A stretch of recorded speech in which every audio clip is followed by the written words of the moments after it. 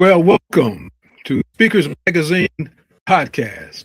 I'm Mark Perry, sitting in for Dr. Pam Perry. She's not able to be here today, so there's some big shoes I'm filling. I'm sitting in. So, not to say that she has big feet, of course. Anyhow, I am delighted to be here, and we have a very special guest we're going to bring on in just a second. In fact, she's a four-time cover girl for Speakers Magazine.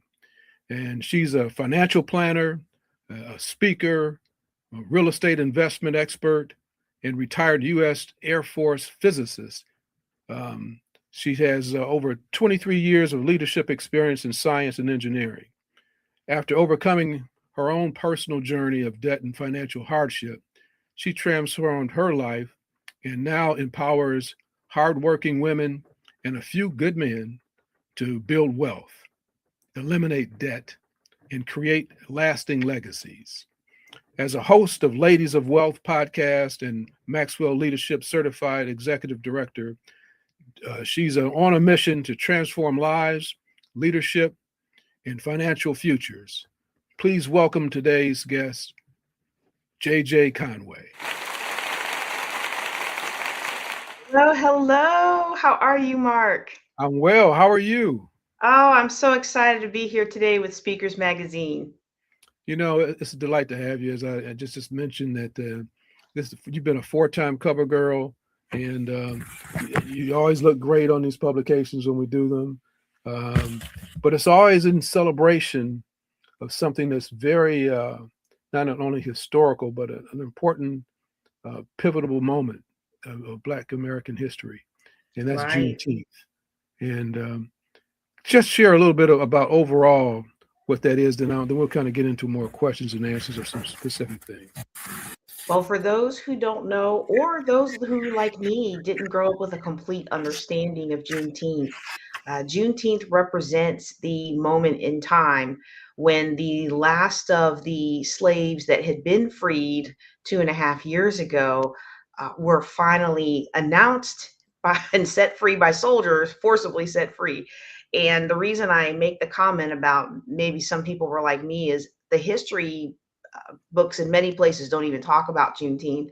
And those that do talk about it, a lot of times we might come away with an understanding there was maybe a 6 month delay from when the Emancipation Proclamation was official in 1 January 1863, and then to June 19th, 1865, when the forces landed on Galveston Island and set free those slaves in Galveston and Houston area.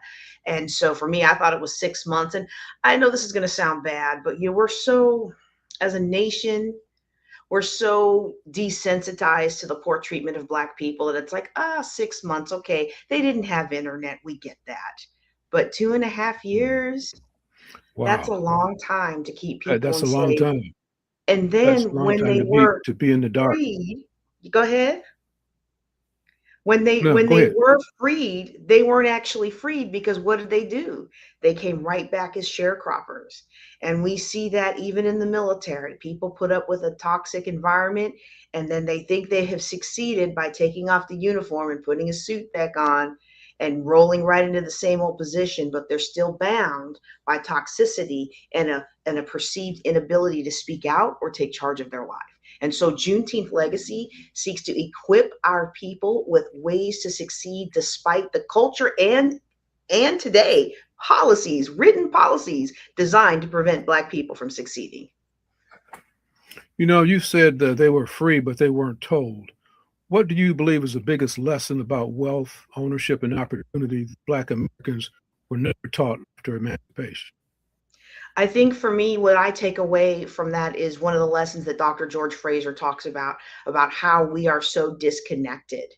And while they didn't have internet, or they didn't have phone lines back then, there was connection in other parts of the country. And had someone had the minds to get connected to the different pockets of humanity, that perhaps Mhm. somebody could have come along and been like, hey, we've been free for a year now. What are y'all doing here? Now, I'm not going to fault our foremothers and our forefathers because we understand that those times were tough. But to me, it's more important now than ever that we are connected and working towards a shared goal of success, a shared goal of prosperity. Not just that our kids get to go to college with a big old fat college loan, but that our kids get to build wealth and that they get to live their life unencumbered by the toxicity of the corporate plantation or the entertainment complex or the sports complex. Not that I don't want our kids to enjoy those things and make their money, but that they are not bound. Mhm. With your ministry or your podcast that you target women about financial matters, uh, what are you sharing with them to make sure that this doesn't get repeated in terms of us being able to understand our financial positions in life? That's a great question because there's a couple of layers of foundation there. And the first foundation is financial management. A lot of what and I'm not going to speak for anybody else, but a lot of what I was taught growing up about money was just make sure you have enough to pay your rent and your food every month, and then you spend the rest partying and drinking. At least my parents paid their rent and made sure we bought food every month. My friends' parents didn't necessarily do that. And so, um, that we look at financial management and when you look at, you buy a purse today for $400 and by the time you pay that thing off it's cost you 3,000. And so that's the very first step. And I know that that sounds really basic for a lot of us, but there are so many money tricks that are played in the marketplace that keep poor people poor. And every step of the ladder along the way, there are additional tricks that keep people from moving up unless they're connected to somebody who understands those. So our foundation is money management. How do I take what I have, maximize it, and make it grow? And when it comes to making it grow, that's our next phase of education is how do we invest? And I teach that people invest just real briefly. I'm not going to describe them all, but real briefly, I teach that people invest first in themselves by paying off debt and getting themselves in a solid financial position, maybe to buy a house or something like that. Okay, we look at investing in those kinds of real estate and stock market, and we look at investing in businesses. Now, notice I say investing in a business and not just creating a business, because too Mhm. many entrepreneurs create a business and it turns into another job where they're Right. stressed out, we're burning the candles at both ends and not making any profit. So then we look at those levels of investment.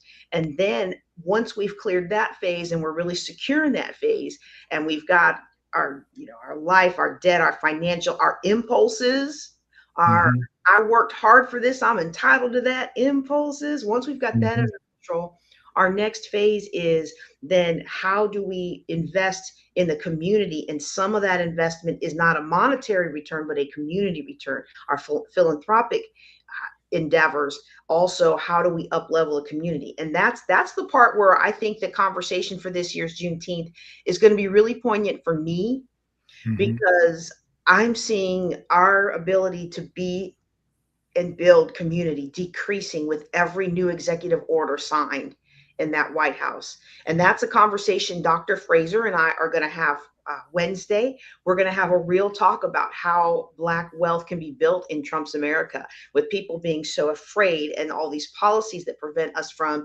getting the contracts that we might have been able to get, which were already hard to get and execute. And how do we move forward in a world that is really trying to push us back into a box?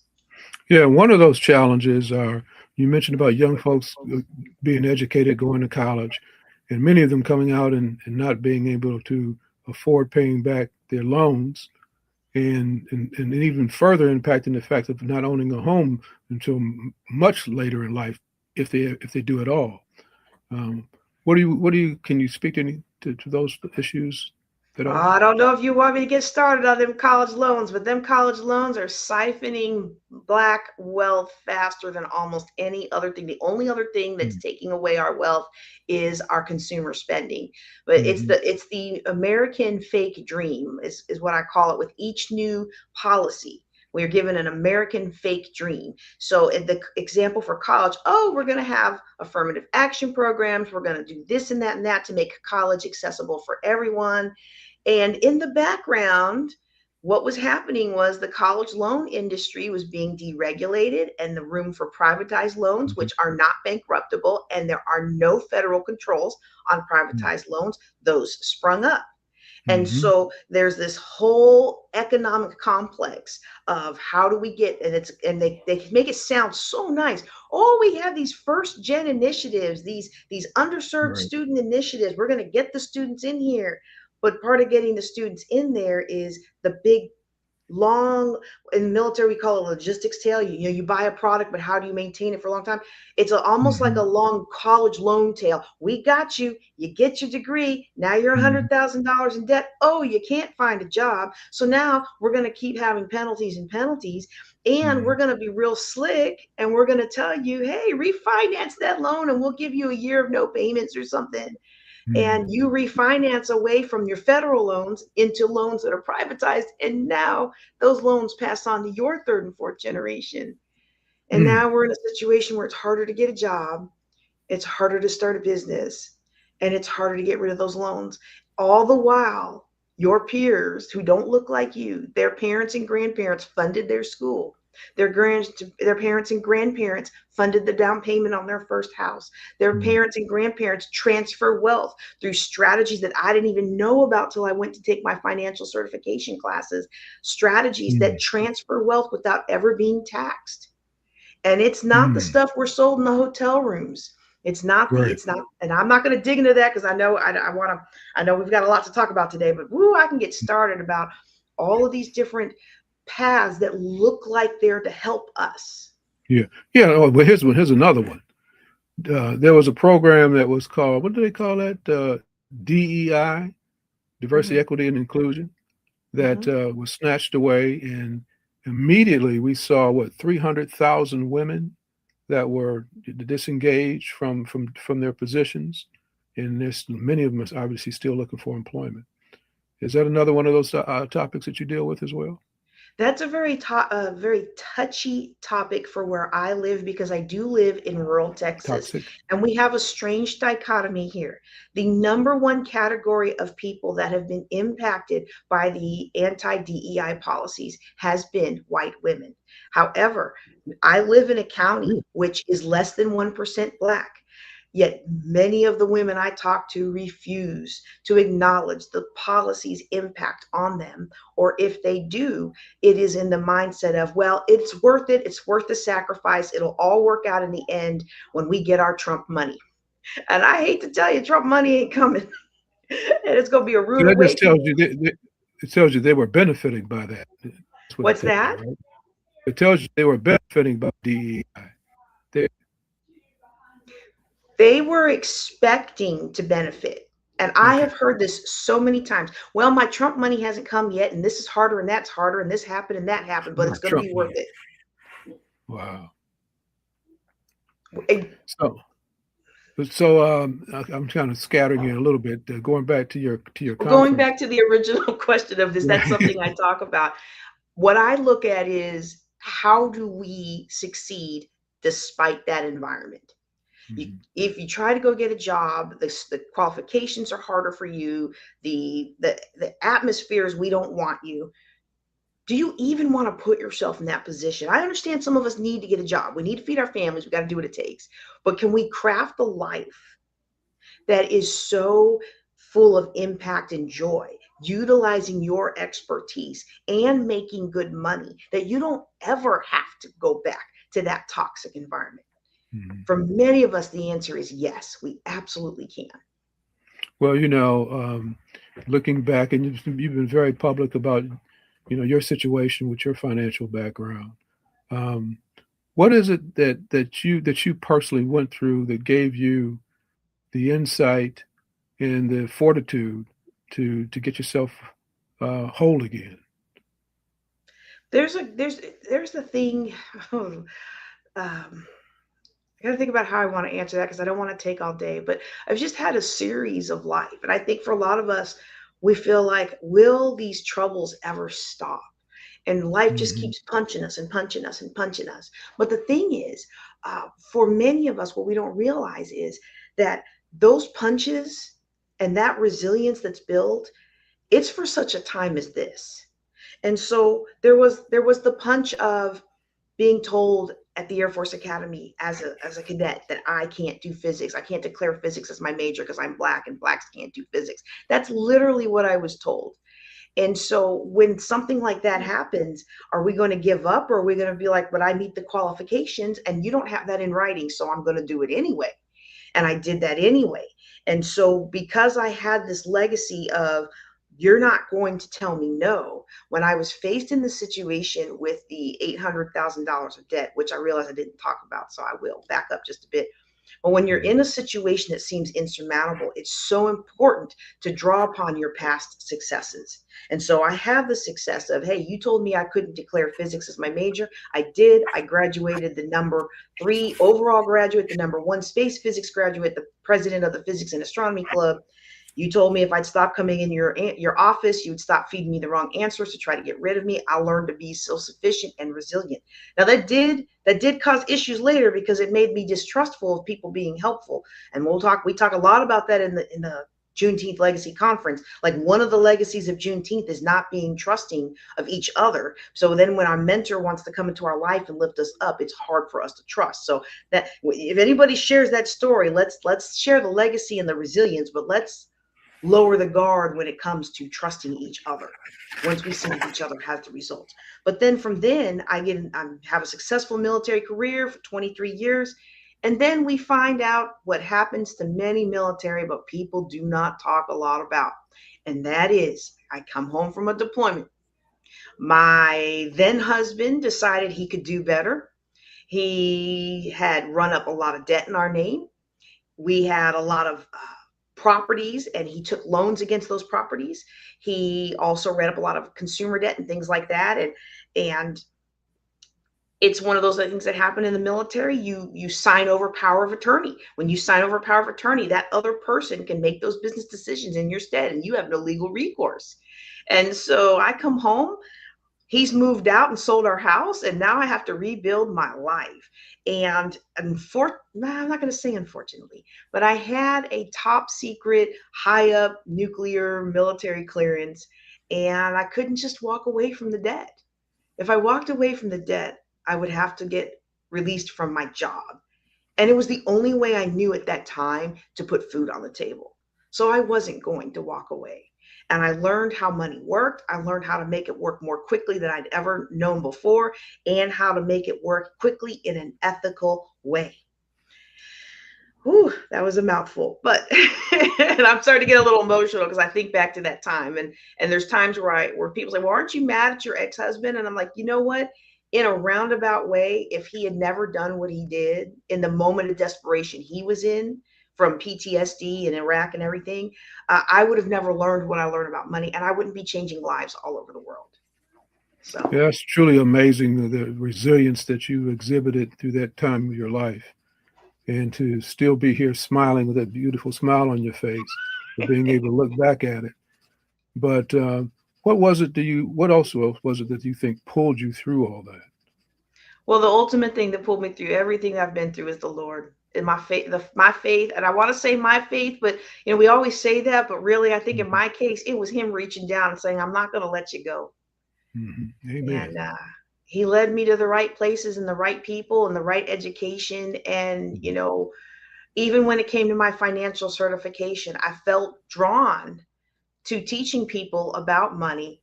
The funny story. Yeah. I was on a date that's going Mhm. horribly wrong. I really liked this guy. He was very clear he did not like me. Uh, and he was like, every conversation you have goes to financial management and financial empowerment and why people can build wealth. And I was like, really? Because I'm so in debt. And he said, every conversation, it doesn't matter what topic we start with. We can talk about football and you will find a way to work it back to, the players needing to be financially independent.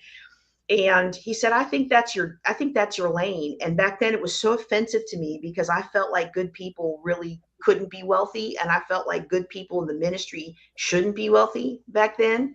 We can have a whole nother interview about those falsehoods of faith when it comes to finance. But at that time, he said, nope, I think that's your calling. And I think you need to stop running from it and start pursuing it. And so when I started praying about it, the Lord opened up those doors, even to scholarship to get my financial certification and things like that. He's just been with me every step of the way. Yeah, what also I hear in that is your ability to focus and the tenacity you have once you grab a hold of something. I mean, you show that with the financial piece that you just talked about, but also becoming a physicist. You jump some huge hurdles to be able to do that. And it was a blessing to be able, my paperwork says that I'm the first Black physicist in the Air Force, but nobody else has physicists, so I claim the whole military. But and if you ever watched the movie Hidden Figures, when me and my family were watching it, I was yelling at the TV, "They still do that! They still do that!" And so it was definitely a journey, and it's one that I'm thankful to have gone through. But it really upsets me that we even have that journey in today's culture. Because when I was in high school, we Hmm. were marching and doing petitions to free Mandela and end apartheid. And I just knew that when I got to this age where Hmm. my age group was running the world, like we're running the world right now, I just knew we were going to have resolved all these racial issues because it was all nations, all of us together in this American school in Germany, and we were doing things, and you watch the progression, how he was freed from jail, became prime minister of South Africa, and you just think about the progress, and then to end up where we Hmm. are and be like, Right. no, my generation grew up and people looked around and said, oh, this is what the landscape of the older folks is, and if I want to get where they're going, I need to play what they're playing, and they fell right into those old patterns. And I don't want that to happen to the next generation. Hmm. And if it does, I don't want anybody who's under the sound of my voice to have to get stuck in those toxic situations. My son is a trainer. He a physical trainer now. He has been an athlete all his life. My little one is a paid actor now. He's starting to act in different things, and I love to see their careers take off. But one thing both of those boys know is you don't ever have to work for somebody that treats you Hmm. like dirt. Ooh. If every listener committed to one action after hearing this conversation, what would you want them to honor Juneteenth and help create a stronger economy for future family and communities? If I could only get you to do one thing, the one thing I would want you to do is to take a good hard look at how you're spending your money and spend your money on building your future instead of lining someone else's pockets. Excellent. Building a legacy is instead of just making a living. Many people focus on earning a paycheck, but you teach a generational wealth and legacy building. What's the difference between making money and creating legacy that impacts future generations? When we're making money, we are trading our time for dollars. We're trading our life force for dollars. We're trading our energy, our resources, our knowledge, our capacity for dollars. And when we do that, we only have so much capacity. So we get worn out, we get tired, sickness sets in, and then we're not able to live the life we want to live later on in life. As opposed to building generational wealth, where I create products and I teach people how to create products and businesses and legacies, writing books or whatever it is that speaks to their soul, that's going to be something that both lasts to make change in the community as well as provides residual income for the long term. Even if it's not a book or a product that money makes money while you sleep, the business that is built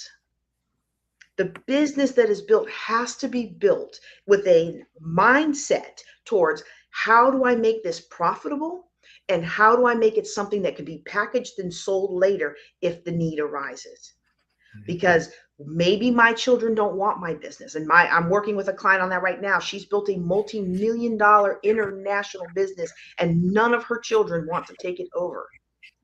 How do we Mm. package that? Just having the business is great, success, amazing, one of the most amazing women I know, but that's not legacy.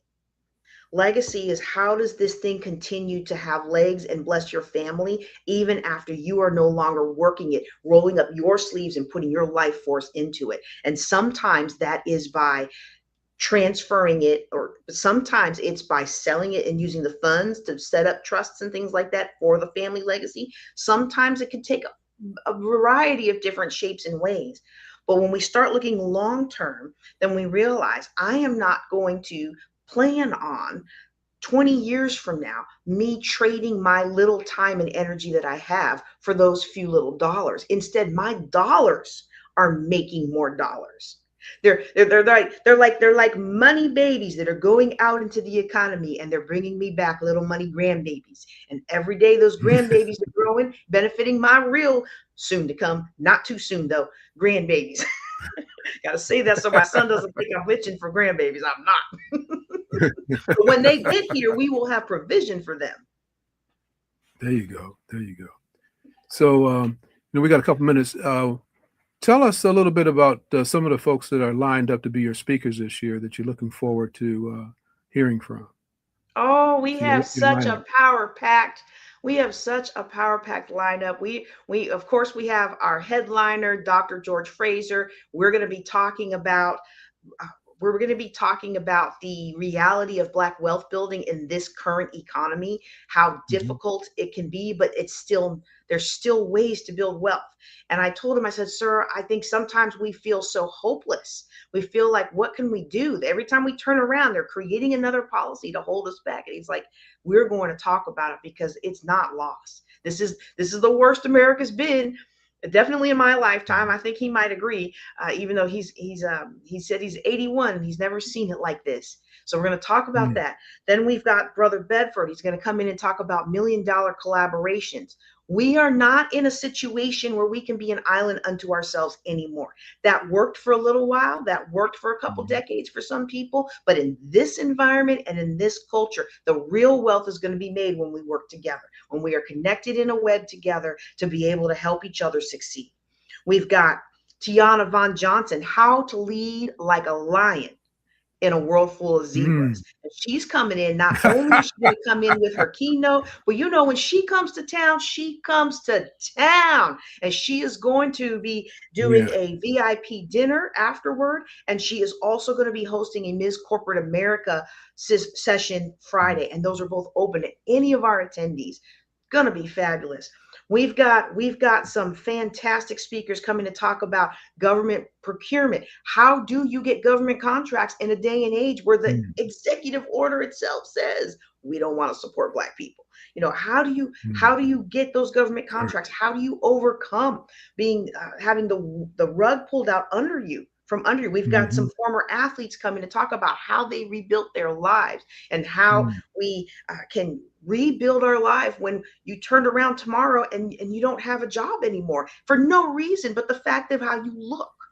We've got people coming in to talk about overcoming post-traumatic slave syndrome. We have people I'm excited about this. Now, look, I'm excited about everything I just said. I am also very excited. We've got some grassroots people who are really doing the thing, talking about the crisis of Black education. Our children are not being educated like they should be. And what are we going to do about it?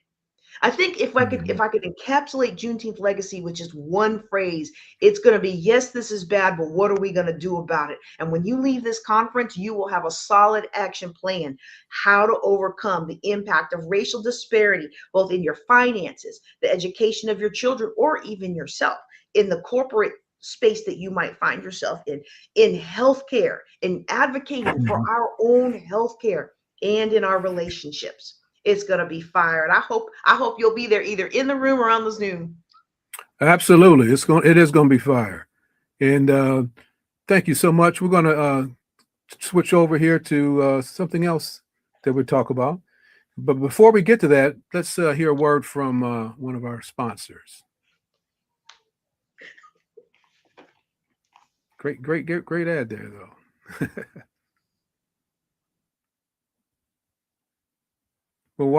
Are you ready to elevate your speaking career and be a part of a movement that amplifies Black voices? Speakers Magazine is your go-to resource, highlighting top speakers, industry insights, and strategies to take your platform to the next level. Subscribe today and unlock the blueprint for speaker success. Visit www.speakersmagazine.com, the #1 magazine for Black speakers. Subscribe now and start your journey to success.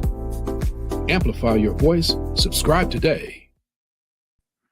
Now we turn the page to going through the publication. This is something that we do every month, JJ, that when we bring our guest on, we walk through the publication, which is posted forever. It's an evergreen piece.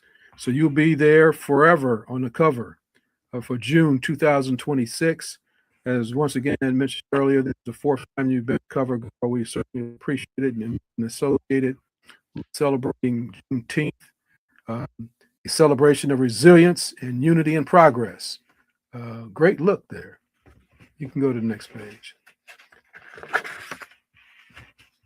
I know obviously there's an ad here from Speaker Match, which they offer a 25% percent off to engage their services. It's a great way of being able to get some speaking engagements.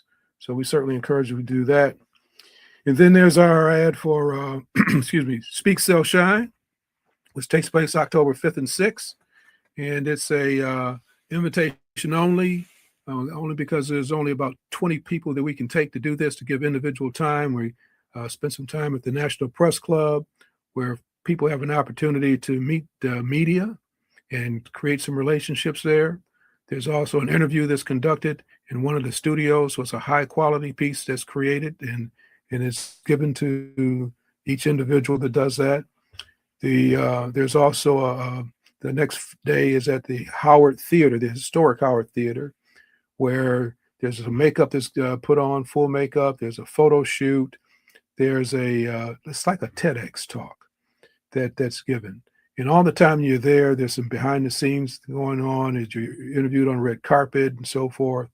And at the end, we create a reel, a video that has your speech, that has your interview, that has behind the scenes footage, that we put the music and graphics, and you're included on it. You get a chance to approve it, those who've done this.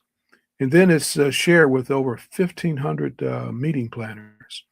And the one that we've done last year has received off about 50,000 views. So a lot of people get a chance to see it, and it's a great marketing piece that you'll have to use to promote your speaking. So there's also the Speaker Award. The first time we did that, so we'll be doing it as well. And so it's and it's also wrapped around in that. There's a lot of teaching that goes on between Dr. Pam and Ryan Dorn. And Ryan Dorn is a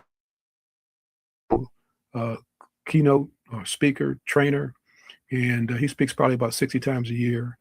And so he shares what he does, and he's very effective at it. So we're greatly appreciative and grateful to have Ryan as a part of that.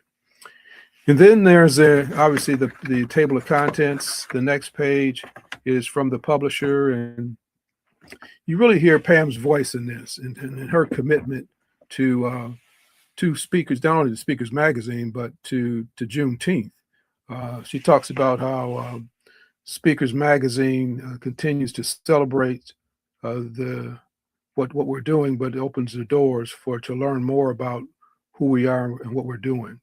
And she sees Juneteenth as a call to action, kind of what you just kind of the preamble you just kind of gave, JJ. It's a story you can. What does she say here? You can heal somebody. I can't read it. It's a little small for me. Can shift a generation. Your voice can open doors, and otherwise that have never had access.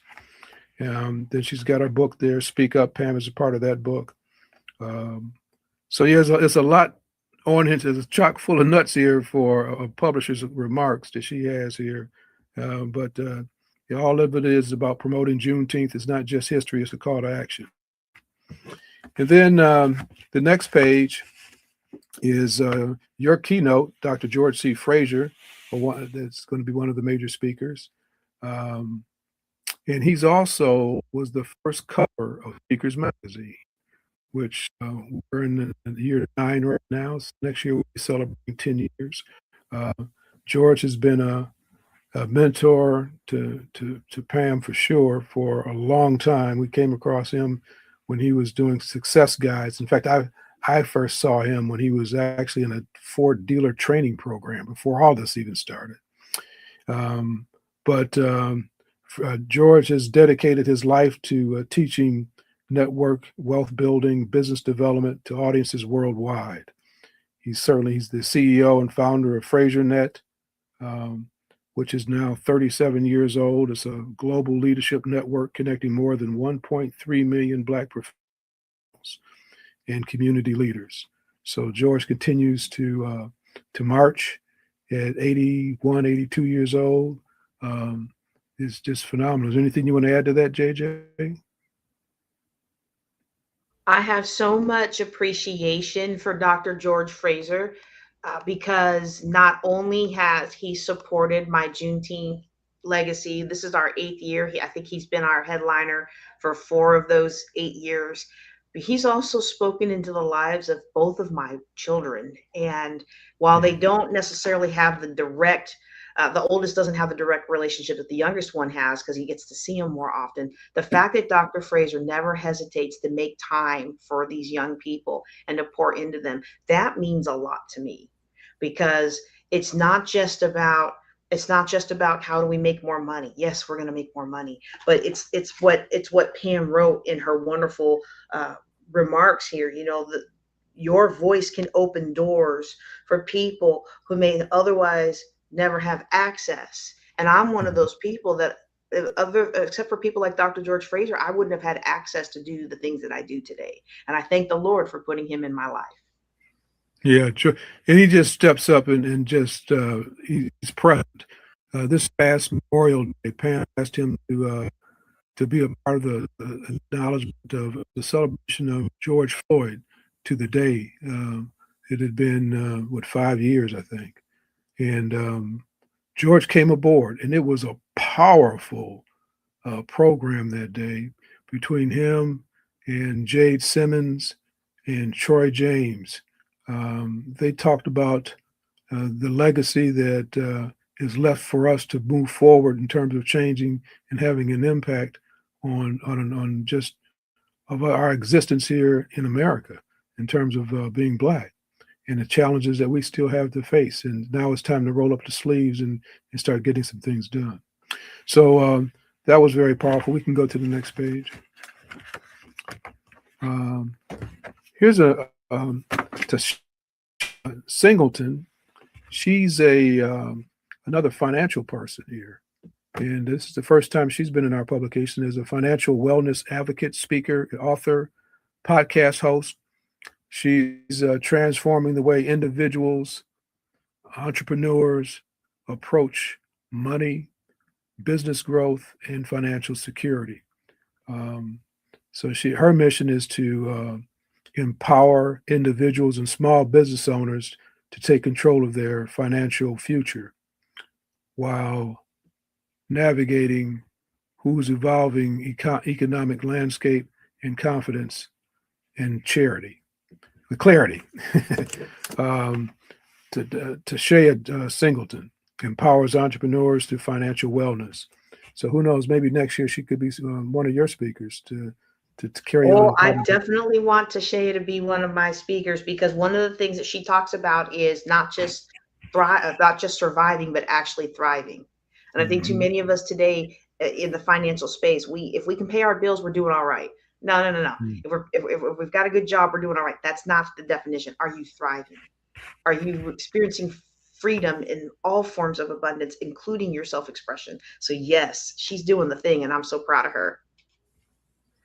And then there's Carmen Strong. Carmen Strong looks like she's targeting women over 50 who are rising to the next chapter. So a lot of these women at that age have experienced some success in careers up to that point and are ready to make a transition to something new and something that's more closer to their passion, to what they're doing maybe. And they've acquired these skills and contacts that they have, and now it's taking it to the next step. So she looks to her work blends her mindset transformation, emotional well-being, and financial empowerment to help women build foundations for the next seasons of their life. And one of the things that I love about Carmen, and I don't know her personally, I kind of stalked the people that you have in this month's booklet, this month's Mhm. magazine. That's how I find my best speakers, is through Speakers Magazine. But one of the things I like is that she does not appear to be someone who's going to hold back.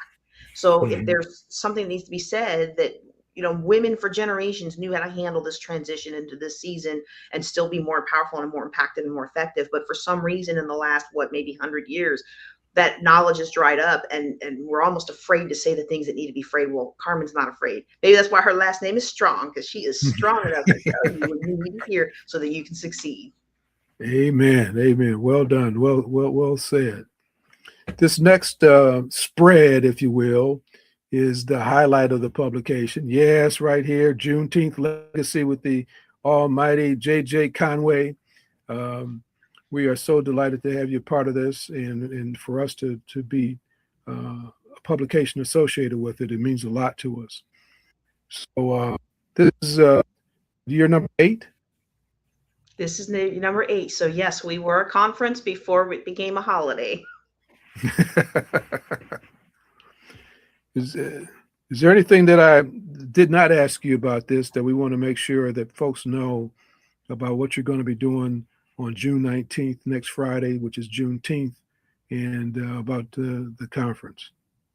Well, this year we are doing all 3 days. We're doing Wednesday, Thursday, and Friday. That's how many quality speakers we had join the lineup this year. And so Wednesday afternoon and Thursday morning will be at OSU Tulsa, in the Greenwood district, Black Wall Street area. And really kind of gave everybody my heart as to why we need to do a conference like this. And so I think the last thing I will say, in addition to kudos to your team for making me look so good, is that we can't sleep on this. Things are changing rapidly. And when things are changing rapidly, and when there's any kind of turmoil in the economy, it is the best time to build wealth. It is the best time, even if you have to go underground or hidden a little bit and operate a little bit in the shadows. This is the best time to secure your foundation. Whatever happens with the economy of our nation in the next 10 or 20 years, now is the time to establish your foundation. Now is the time to be in this room. Say that. You're absolutely right. I mean, if there was any time in our history, now's the time. I mean, things have been done right before our eyes. And I mean, not even in the dark, not even behind closed doors. So it's come here and put these things into action, get these steps, get our feet moving, because there's change that needs to happen with us in order for us to have change. And Um, one thing that I didn't have pinned down before we did the interview for this article is what mhm. I'm going to be speaking about. And I'm going to Oh, be speaking about underground abundance, mhm, because one of the issues that we're facing right now is the above the line, above board, what everybody sees way for us to normally build wealth. Those doors are being closed to us. But there are ways to buy real estate that mhm, you don't have to have very much money and no one has to know who you are. There are mm, ways to invest in businesses and other things. I mean, the stock market has always been, if you can open up the account and you've got money, you can invest. But there are other things that have been closed to us recently, and we can still find ways to operate without being detected. And those are things that I don't talk about publicly on my channel. That's why mhm, we need to be in these rooms. We need to be at the Juneteenth Legacy Conference, the All Black by Dr. Boyce, the Power Networking Conference by Dr. Fraser and Delano Johnson. We need to be in those rooms, because we cannot keep operating the way we've been operating. But this is a time to be able to acquire property. One of the most impressive things that I've seen in the last couple of weeks is in an area where I go to the courthouse steps to try to buy a foreclosure or a tax sale, and people mhm. outbid me just because they don't want the Black woman to buy a property. I have learned ways to go behind the scenes and buy the property in a way that you cannot tell me no. Mm. Those are the kinds of things we're going to be talking about at Juneteenth Legacy. Yeah, interesting story. A few years ago, there's a building here in Detroit, which is part of the landscape. It's called the Renaissance Center, and it's the tallest building in the city. and there's other towers that are around it. And initially, it was built, and its biggest people that stayed in the building was Ford Motor Company. They had their offices there, and they were going to sell it. They went to sell it, and at the time of the signing, when it was time to sign the documents, and the buyer was revealed, it was General Motors. General Motors had bought the building without Ford knowing who they were. And so you can imagine the egg on their face when they found out that they got it for a song. um, and then there's other situations that I've heard of Ford dealerships across the country. There happened to be a Ford dealership, but a dealership, one of the biggest ones that are around. When he bought the dealership, the owner didn't know he was selling it to a black person, not until the very end. So those strategies have been around and not widely known. So it's great to hear that you're going to be covering those types of things. Yes. And And I will going, not be recording that session. right. Yeah, right. Absolutely. Um, and so that's why it's also important that George is part of this, because he has the history of some of this stuff that he's seen over his, because of the fact how old he is and how connected that he is. So it's a great way to get that launched and get that started. Yeah, it sounds like you have a fabulous lineup of folks that bring their own expertise and experience to make this a memorable and effective Juneteenth that you've ever had. So I look Yes, sir. forward And to one of that. them's on your next page. Yes. And so who might that be? Dr. Josiah Jackson. So how does she come by you? I am so excited to see this woman on this stage in person. She brings such a wealth of knowledge and experience. And again, this is a space where we want the glitz and the glamour, but we want somebody that's been doing the thing. And so she's been doing the thing, and I'm excited. She's going to come in, she's going to give her keynote, she's going to be on our education panel, she's going to be woven in throughout the conference. And I'm just so thankful for Pam Perry, PR, putting us together.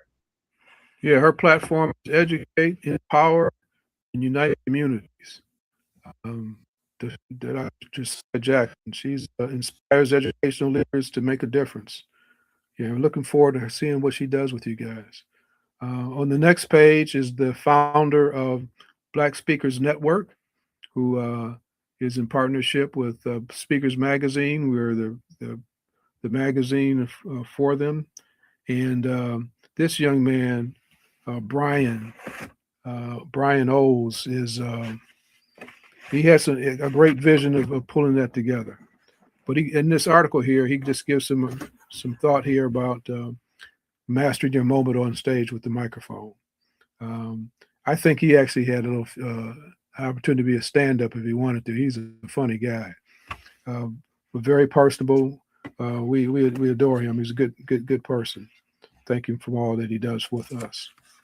On the next page is Lloyd Walsh, originally from Jamaica, and his expertise is about leadership. He helps leaders navigate through pressure, purpose, and legacy. And it has his book there, and certainly you can find him at riseagainfinishstrong.com. He's a seasoned guy that's been around a while. He's operating out of Atlanta, Georgia now. So he could be a future speaker for you too, from a different perspective of a leader. Absolutely. And what he brings to the table a lot of times, I'm open book and I'm a woman, so I've got both the open book and the talk too much going on stereotypically, but we don't find men talking about these issues. Mm-hmm. And I like what Lloyd Walsh is doing, because it helps reframe the getting older and, oh my goodness, I'm losing strength, I'm losing virility, but repackaging that into, let's take the wisdom that you've gained, let's Mm-hmm. take the life experience that you have, the networks that you've built, or or the battle scars that you wear. Maybe you don't have the things in place that you thought you were going to have at this season of life. And he is helping men. I don't know. I'm not a man, so I don't know if it's the right language, but he's showing men that you're not done. You got a lot of fight left in you, Mm-hmm. and your best years are your best years are yet to come. Well done. Yes, he does do that. Over the next page is Dr. Nikki Harris. And she's coming to Tulsa. I mean, she's in Tulsa. She's coming to Juneteenth. Yes. Empowering women to lead with faith, purpose, and dominion. You know, there's a lot of women that deal with that subject of empowering, and her own twist about it. She's dedicated her life to transforming lives through education, ministry and leadership development, and community empowerment. So, which is a mouthful. There's a lot there. Dr. Nikki is what I would call a triple threat. She is an expert in three key areas of life. She helped found a relationship organization in Tulsa for Black relationships and strengthening your marriages and relationships. She also does pastoral counseling, in addition to the things that you've got here. And then on the education front, she has been working in education, providing services and advising and consulting. And that's the capacity she's coming to Tulsa, not to Tulsa Juneteenth, but to Juneteenth Legacy in Tulsa. That's the capacity that we're going to have. But I wanted to highlight some of the other things because, especially those of us, a lot of people in this audience are a lot of women, I'm sure, are women of faith. And sometimes it's difficult to have somebody who will honor your faith while leading you through the next step. And that's Dr. Nikki. Amen. Amen. She'll be great. On the next page is another powerhouse, Dr. Linda Jordan. Jordan with an O, not an A. Dr. Linda is also a mayor in I want to say in the Carolinas, North Carolina. She's been around for more than 3 decades in dedicating her life to transforming leaders, empowering women, there we go again, and helping professionals unlock their highest potential. So what she's got going for herself, she's been able to package it and share it with other people. She's a breast cancer survivor, I believe, as well. She combines her corporate expertise of entrepreneurial background to give her insights for helping people to transition to where they want to go in their lives. Is there any, are you familiar with her? Dr. Linda is also, like I am, a John Maxwell leadership team member. Right. And so we both share that legacy of having the personality and behavior assessment certifications, the MBTI, the Myers-Briggs, as well as the Maxwell DISC, which the Myers-Briggs really looks at who you are energetically, like how you get information, how you process, how you get your energy. The DISC, the Maxwell DISC, is fantastic because it says this is what your behavior tells the world about you. And a lot of times we don't realize the signals that we're sending out. And so Dr. Linda is one of those people that can lead you to say, this is what you're putting out. This may not be what you mean to put out. This may not be what you feel in your heart, but this is what people are receiving from you. And that is one of the key things that transformed my military career, was somebody sitting me down with a copy of, I think it's Malcolm Gladwell, What Got You Here Won't Get You There, and John Maxwell's Talent Is Never Enough, and said, look, you made it to become the big boss, but you are about to lose your job if you don't fix these things. And so she's not going to say it like that. She's going to be much more kind and more diplomatic than I am. But yes, she's another one of those that's doing the thing. And if you need somebody to help you move to the next level and walk in that purpose and confidence, she's your gal. It's such a good episode, such a good edition y'all have put together. Yeah, they're all kind of, there's a nice little thread that's knitting everybody together. And there's an ad here for the 3rd annual C-Suite Summit that's going to take place at the Park Hyatt Resort Golf Club and Spa in Carlsbad, California, October 15th through the 18th. And then we wrap up with our outside cover with She Leads. And this is a nonprofit created by Sean Robinson. She's in California, but from Michigan, former ET host. She used to be on Entertainment Tonight. And so she does this conference where she raises funds and redistributes the funds to organizations that are nonprofit for young Black girls who improve their lives. So we are grateful for her support of what she's doing. Well, JJ, I want to thank you so much for being a part of Speakers Magazine podcast. We pray that things are going to go well for June 19th and that folks will get a lot out of it, a lot of not only information, but transformation that will help make change for themselves, their communities, and our country.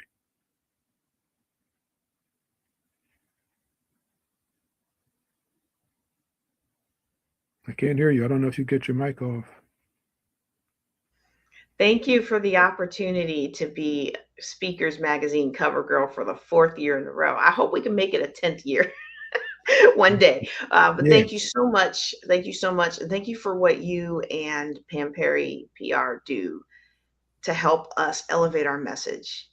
We have to create pathways to get our message out. And I appreciate you and I applaud you. Thank you. Thank you to our producer, Monet. Thank you, Ryan Knowles. And Pam, she'll be back here next month to talk about our next cover. So till the next time, take care.